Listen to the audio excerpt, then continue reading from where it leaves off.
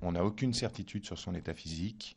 On ne sait pas s'il est vivant ou mort. Et au fur et à mesure de notre progression, lorsque nous n'avons aucune réaction, on finit même par avoir l'intime conviction qu'il s'est probablement donné la mort. Au moment où nous arrivons aux abords de la salle de bain, on opère une brèche pour pouvoir passer du gaz lacrymogène. Et c'est à ce moment-là qu'il va révéler sa présence en ouvrant le feu à travers la cloison. Il jaillit de sa cache en nous donnant véritablement l'assaut.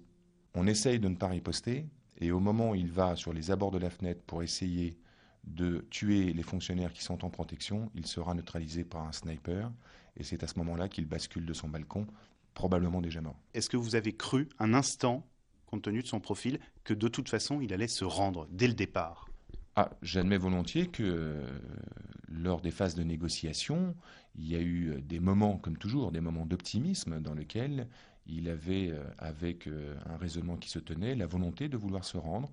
Et à 22h45, c'est là où il révèle ses véritables intentions, mais qui est finalement la marque de cet individu qui a quand même commis entre le 11 et le 19 mars des crimes absolument horribles. Il nous a signifié qu'en fait, depuis le début, il n'avait jamais eu l'intention de se rendre, mais qu'il voulait juste se reposer pour mieux nous affronter sur son terrain. Vous étiez, vous, obligé de jouer le jeu tant qu'il vous disait qu'il avait l'intention de se rendre? Non, moi je joue absolument à aucun jeu. Franchement, si j'avais pu passer 20, 40, 50 heures, 60 heures à négocier avec lui, je l'aurais fait volontiers pourvu que nous puissions l'appréhender en vie. Si ma mission, ça avait été de pouvoir neutraliser mort ou vif Mohamed Merah, le mercredi soir à 3h30, ça aurait été réglé. Et ça aurait été réglé en toute sécurité pour mes personnels, parce qu'avec les armes de tout calibre que nous avons, on n'aurait même pas eu la nécessité de rentrer dans l'appartement. Le gaz, il n'y avait pas moyen de le diffuser sans entrer dans l'appartement, de le diffuser autrement, et peut-être un autre gaz? Non, vous croyez bien qu'on a réfléchi à toutes les options. C'était cette option qui a été retenue parce qu'il y avait pour tout un tas de raisons techniques impossibilité d'administrer les gaz de par l'extérieur. Il fallait rentrer dans l'appartement. Il avait choisi l'endroit où il se terrait à dessein puisque c'était le plus confiné de tout l'appartement.